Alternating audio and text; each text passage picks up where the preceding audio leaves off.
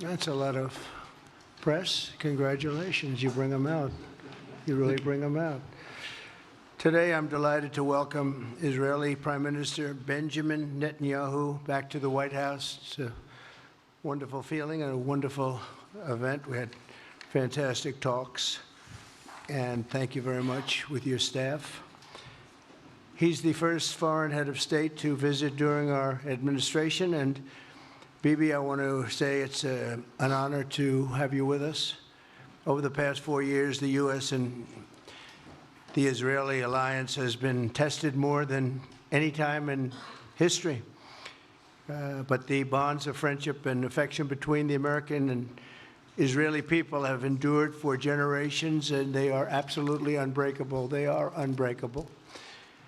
I'm confident that under our leadership, the cherished alliance between our two countries will soon be stronger than ever. We had a great relationship. We had great victories together 4 years ago. Not so many victories over the past 4 years, however. In my first term, Prime Minister and I forged a tremendously successful partnership that brought peace and stability to the Middle East like it hadn't seen in decades. Together, we defeated ISIS. We ended the disastrous Iran nuclear deal, one of the worst deals ever made, by the way, and imposed the toughest ever sanctions on the Iranian regime. We starved Hamas and Iran's other terrorist proxies, and we starved them like they had never seen before. Resources and support disappeared for them. I recognized Israel's capital, opened the American embassy in Jerusalem, and got it built, by the way. Built it too, just not only designated it, but got it built at a price that nobody's seen for 40 years. We got it built, it's beautiful, all Jerusalem stone, right from nearby, and it's something that's very special. And recognized Israeli sovereignty over the Golan Heights, something that they talked about for 70 years, and they weren't able to get it, and I got it. And with the historic Abraham Accord, something that was really an achievement that was, I think, going to become more and more important because we achieved the most significant Middle East peace agreements in half a century, but the Abraham Accords in particular, and I really believe that many countries will soon be joining this amazing peace and economic development transaction. It really is a big economic development transaction. I think we're going to have a lot of people signing up very quickly. Unfortunately, for 4 years, nobody signed up. Nobody did anything for 4 years except in the negative. Unfortunately, the weakness and incompetence of those years, those past 4 years, the grave damage around the globe that was done, including in the Middle East, grave damage all over the globe. The horrors of October 7th would never have happened if I were president. The Ukraine and Russia disaster would never have happened if I were president. Over the past 16 months, Israel has endured a sustained, aggressive, and murderous assault on every front, but they fought back bravely. You see that, and you know that. What we have witnessed is an all-out attack on the very existence of a Jewish state in the Jewish homeland. The Israelis have stood strong and united in the face of an enemy that has kidnapped, tortured, raped, and slaughtered innocent men, women, children, and even little babies. I want to salute the Israeli people for meeting this trial with courage and determination and unflinching resolve. They have been strong. In our meetings today, the Prime Minister and I focused on the future, discussing how we can work together to ensure Hamas is eliminated and ultimately restore peace to a very troubled region. It's been troubled, but what's happened in the last 4 years has not been good. I want to thank Prime Minister Netanyahu for working closely with my transition team, the Special Envoy Steve Witkoff, who's here somewhere. Steve? Stand up, Steve, please. What a job you've done. What a good job you've done. Proud of you. Done a fantastic job. National Security Advisor Mike Waltz. Thank you, Mike, for working so well with us. Thank you. We have, in addition, Marco Rubio, who is on the phone right now, listening to every single word that we say. and he's going to be great. And Pete, congratulations. And Scott, congratulations. I see you're here. And Caroline's been doing a great job. She's really probably talked about more than anybody here. She's done a fantastic job, and thank you very much, Caroline. We're proud of you. But we'll only be satisfied when all of these problems are solved, and we have the team to solve them, and that's going to happen. And it's going to happen, I think, very quickly.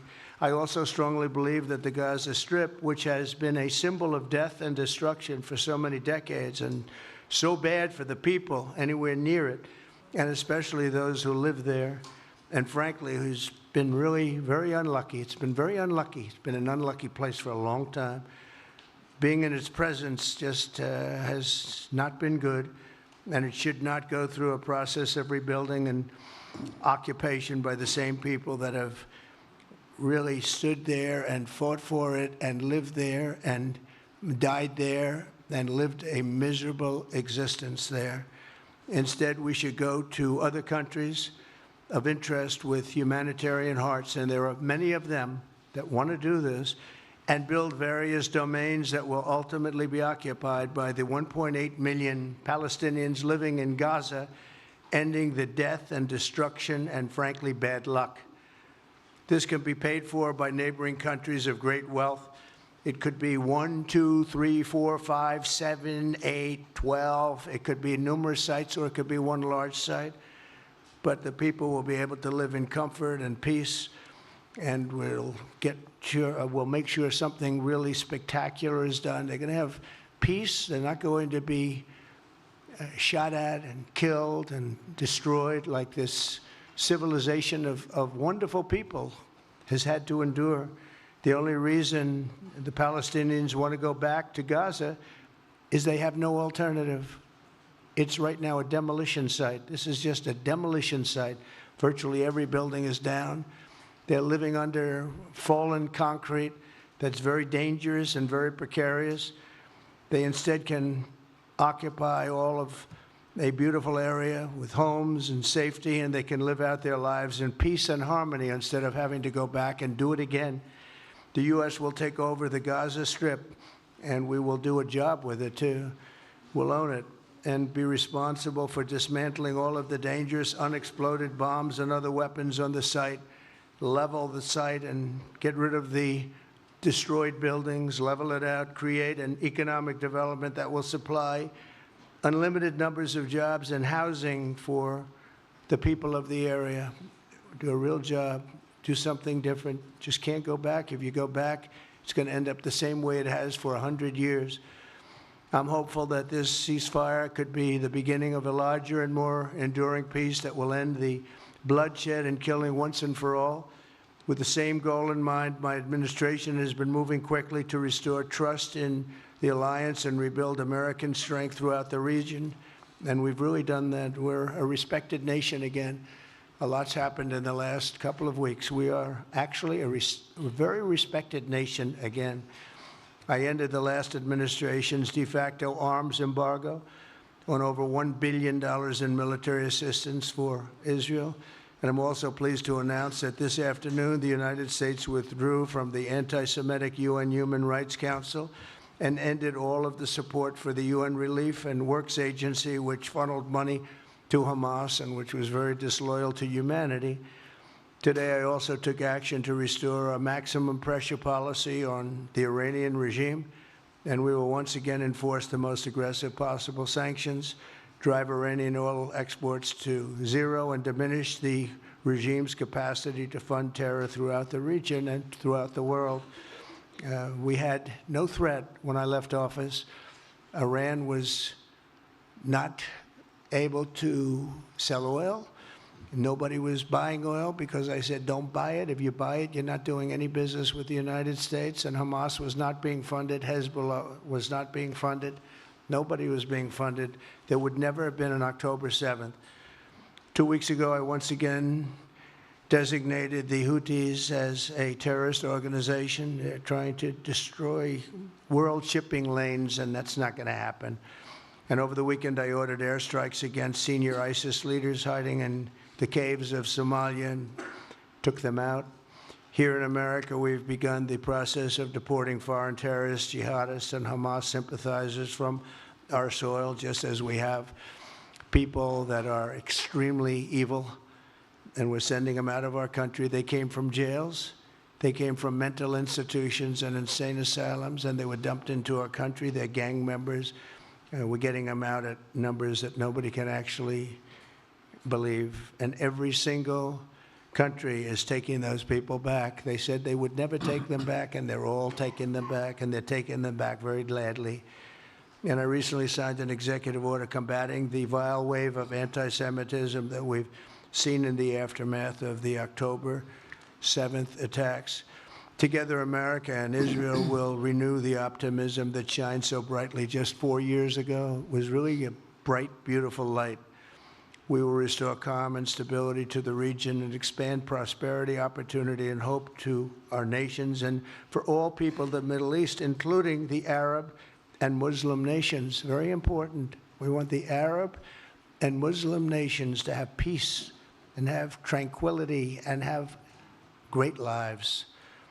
I'd like to now invite Prime Minister Netanyahu to say a few words, and we'll take some questions afterwards. Thank you very much. Thank you, Mr. President.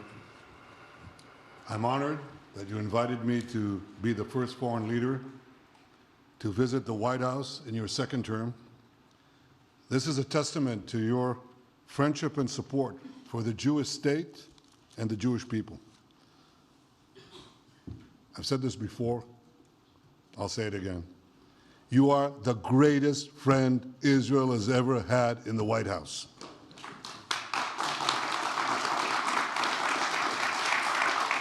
And that's why the people of Israel have such enormous respect for you. In your first term, you recognized Jerusalem as Israel's capital. You moved the American embassy there. You recognized Israel's sovereignty over the Golan Heights. You withdrew from the disastrous Iran nuclear deal. I remember we spoke about it. You said, this is the worst deal I've ever seen. I'm elected, I'm walking out of it. That's exactly what you did. And I think it speaks loudly for just common sense, just looking at things and seeing them as they are. And of course, you also brokered the groundbreaking Abraham Accords in which Israel made peace with 4 Arab states. We did this in 4 months. Nothing happened for a quarter of a century, but in 4 months, we were able, working together under your leadership, to have 4 historic peace accords. And now in the first days of your second term, you picked up right where you left off. Your leadership helped bring our hostages home, among them American citizens. You freed up munitions that have been withheld from Israel. They had been withheld from Israel in the midst of a 7-front war for our existence. And you just freed it. You ended unjust sanctions against law-abiding Israeli citizens. You boldly confronted the scourge of anti-Semitism. You stopped funding, as you just said, international organizations like UNRWA that support and fund terrorists.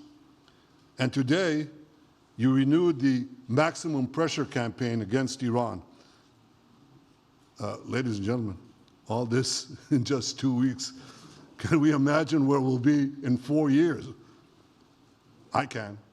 I know you can, Mr. President. For our part, we in Israel have been pretty busy too. Since the horrendous October 7th attack, we've been fighting our common enemies and changing the face of the Middle East. On that infamous day, Hamas monsters savagely murdered 1,200 innocent people, including more than 40 Americans. They beheaded men, they raped women, they burnt babies alive, and they took 251 people hostage to the dungeons of Gaza. And after this worst attack on Jews since the Holocaust, Iran and its henchmen in the Middle East were absolutely ecstatic. Haniya praised the massacre. Sinwar said that Israel was finished. Nasrallah boasted that Israel was Here's what he said. It's feeble as a spider's web. Well, Mr. President, Hania is gone. Sinwar is gone. Nasrallah is gone. We've devastated Hamas. We decimated Hezbollah. We destroyed Assad's remaining armaments. And we crippled Iran's air defenses. And in doing this, we've defeated some of America's worst enemies.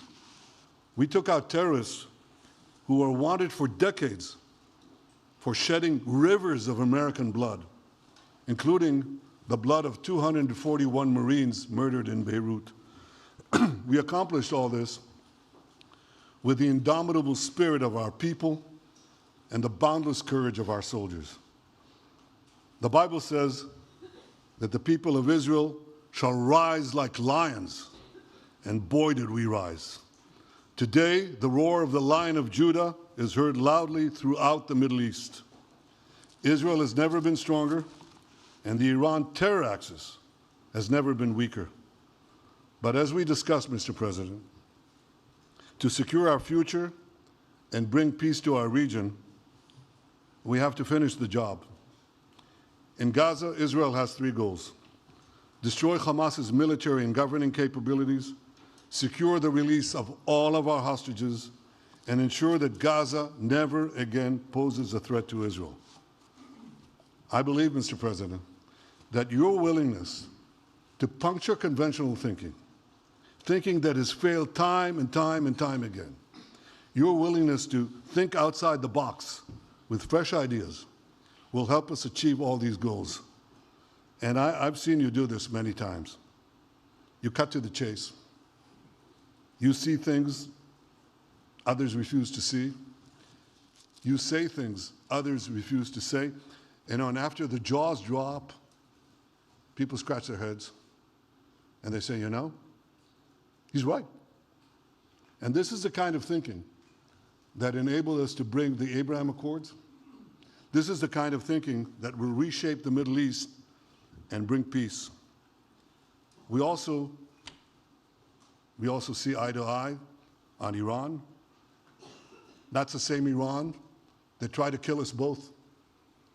They tried to kill you, Mr. President. They tried through their proxies to kill me. We're both committed to rolling back Iran's aggression in the region and ensuring that Iran never develops a nuclear weapon. Mr. President, ladies and gentlemen, Israel will end the war by winning the war. Israel's victory will be America's victory.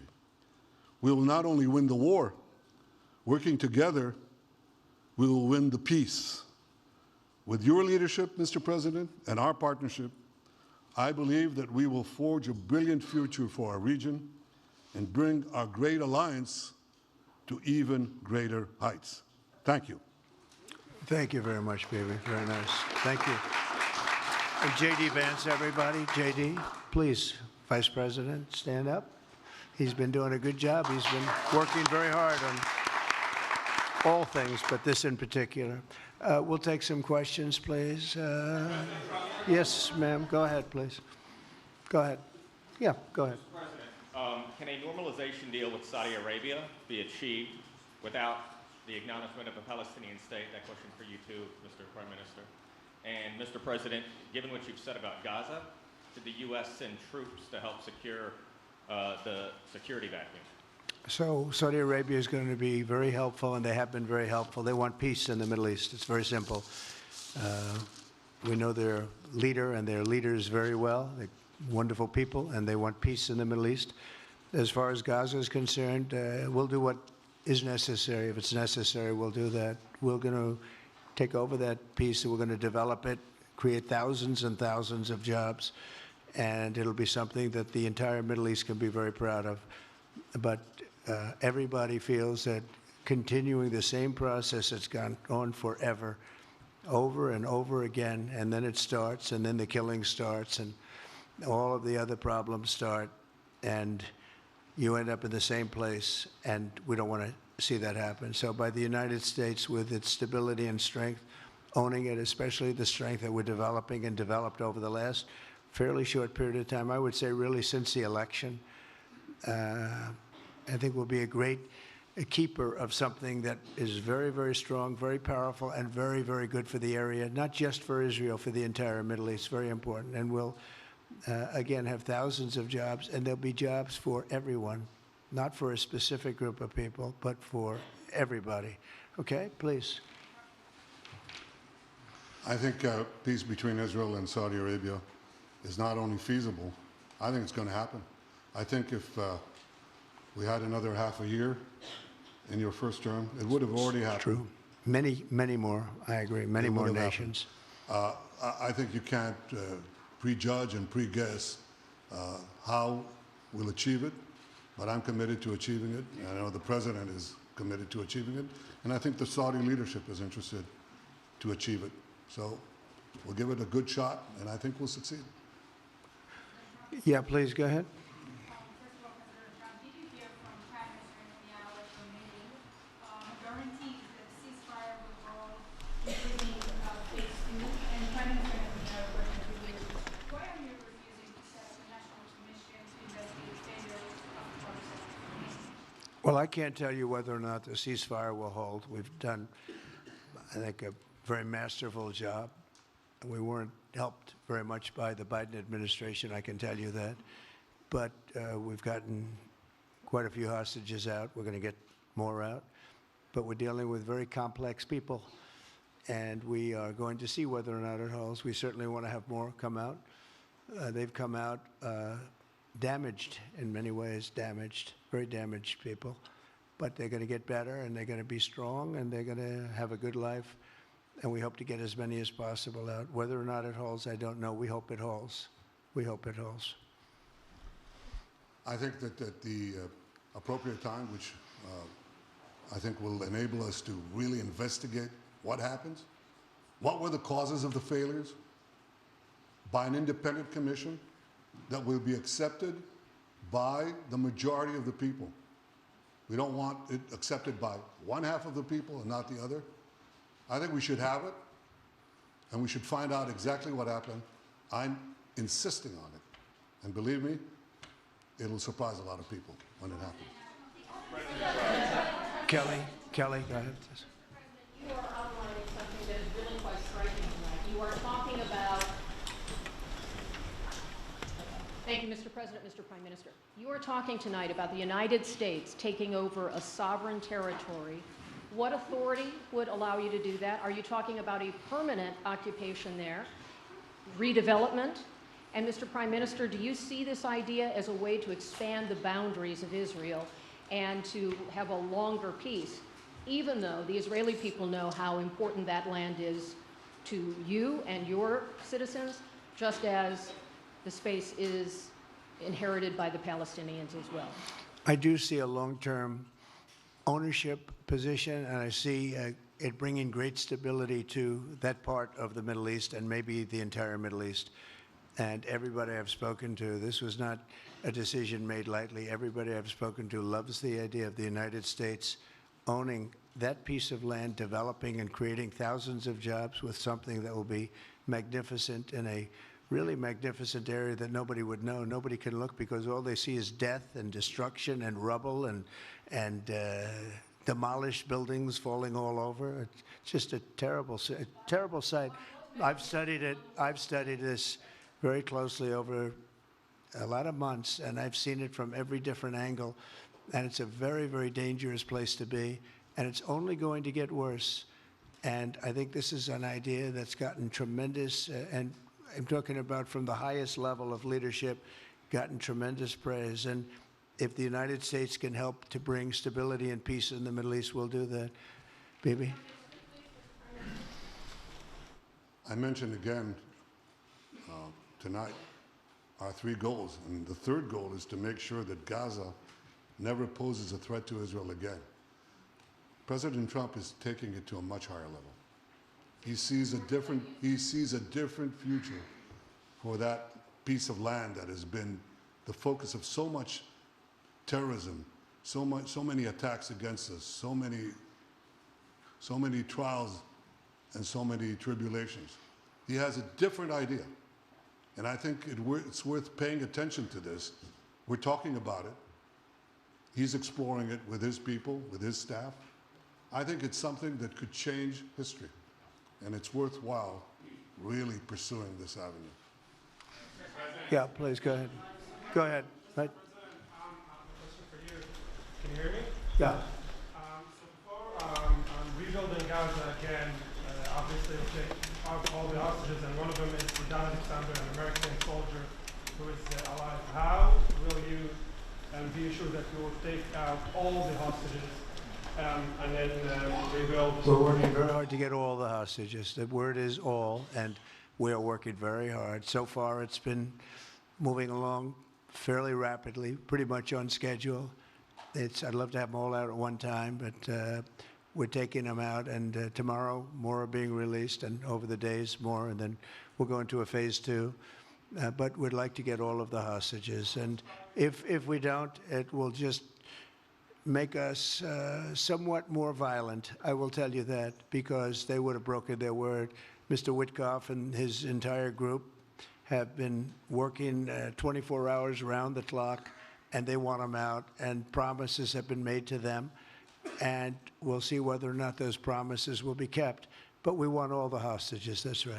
How much time do you think it will take? Do you support, Mr. President, do you support Israeli sovereignty in Judea and Samaria, areas which many believe is the biblical homeland of the Jewish people?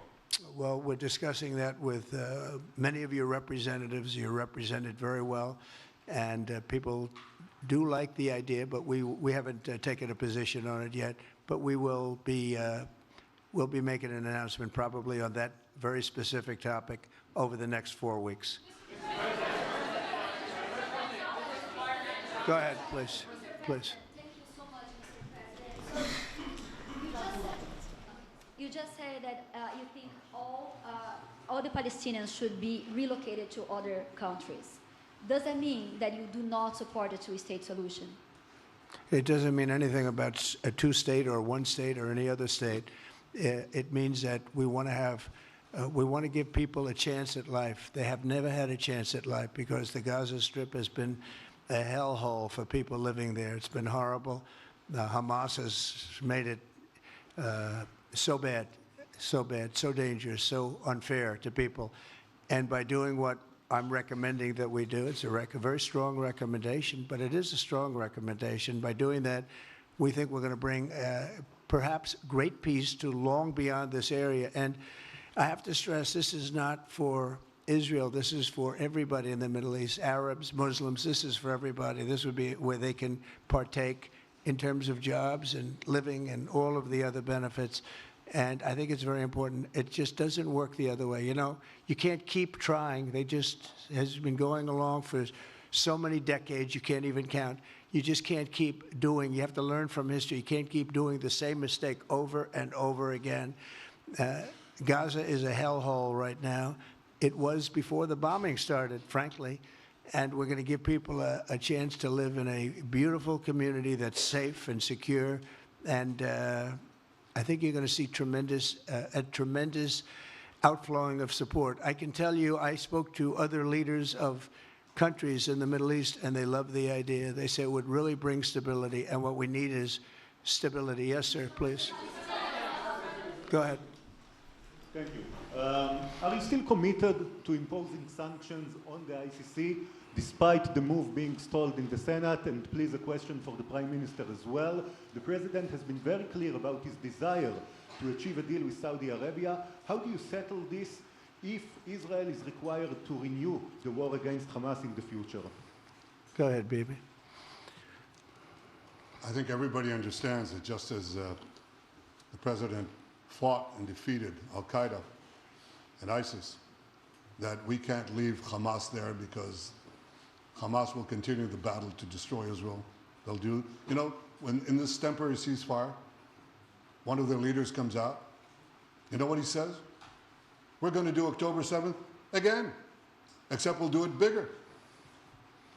So obviously, you can't talk about peace neither with Hamas or in the Middle East if this, toxic, murderous organization is left standing. Any more that you could make peace in Europe after World War II if the Nazi regime was left standing and the Nazi army was left standing.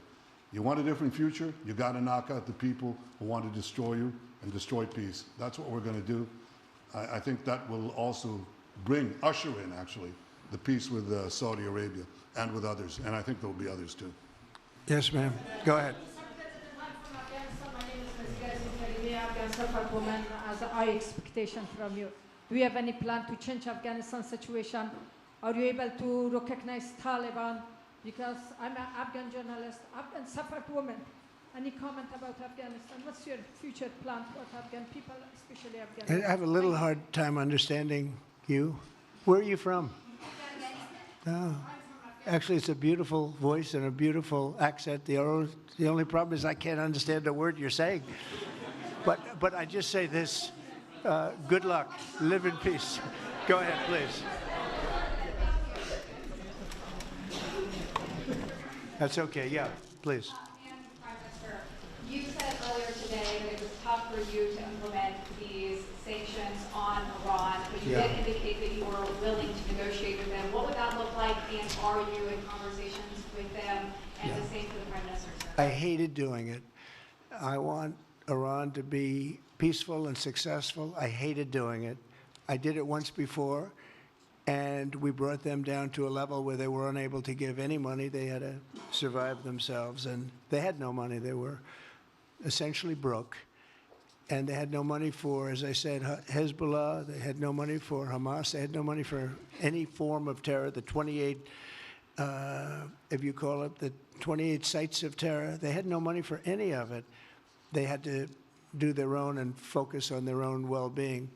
And I hated to do it then, and I hate to do it just as much now. And I say this, and I say this to Iran, who's listening very intently.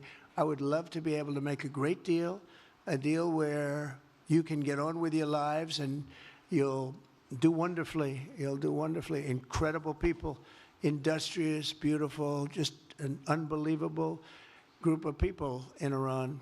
And I know them well, have many friends from Iran and many friends that are Americans from Iran, and they're very proud of Iran.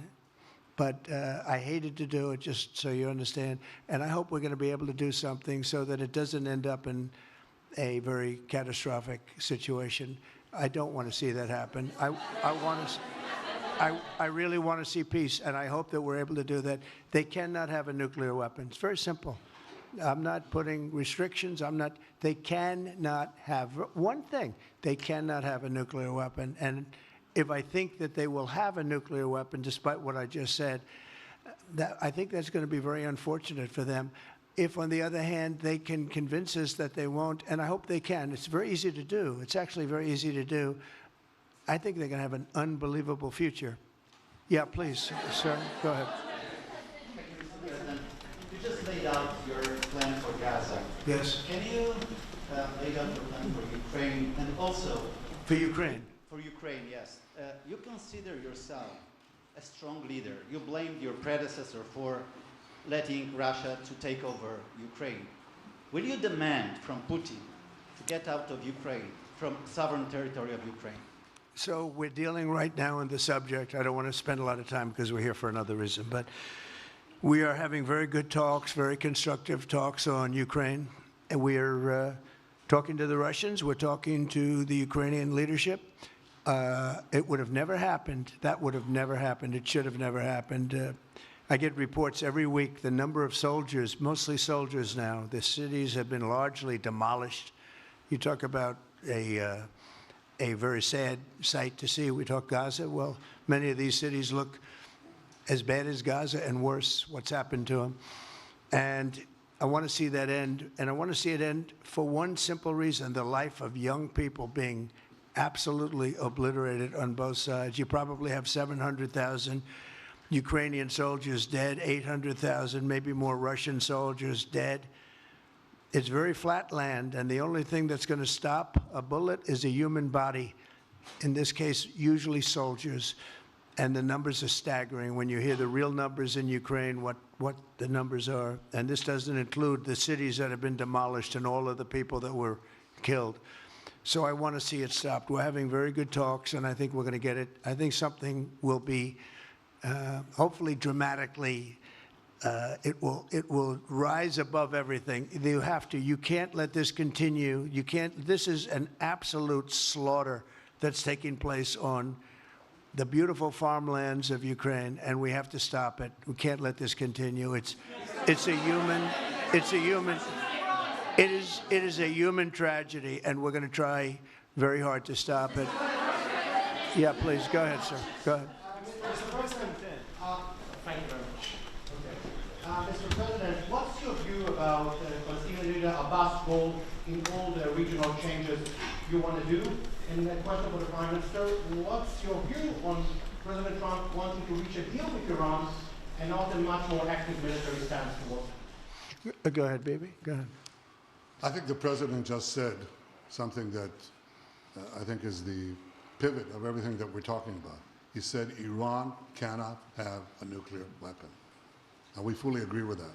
If this goal can be achieved by a maximum pressure campaign, so be it.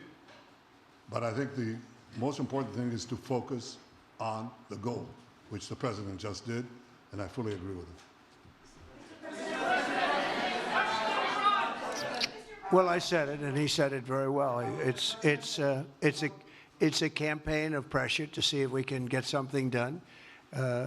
He doesn't want to do what some people think will automatically happen because they're very difficult people to deal with, as you know.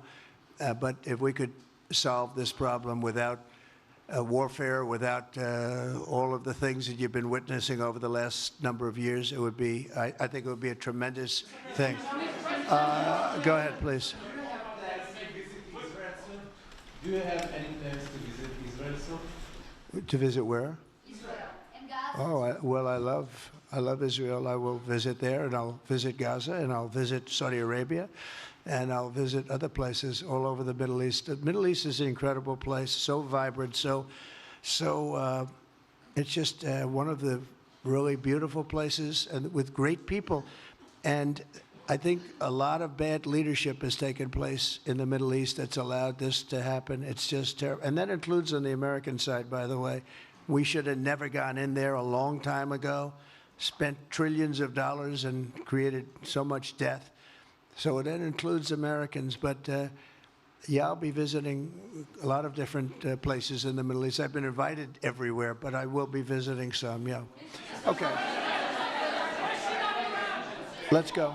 Caitlin, go ahead. Caitlin. Thank you so much, President Trump. Just Caitlin, to follow go up ahead. on what you were saying there. Say it. Go ahead, please. Just to follow up on what you were saying about the Gazans leaving Gaza, going to other countries. One, where exactly are you suggesting that they should go? And two, are you saying they should return after it's rebuilt? And if not, who do you envision living there? I envision the world, people living there, the world's people.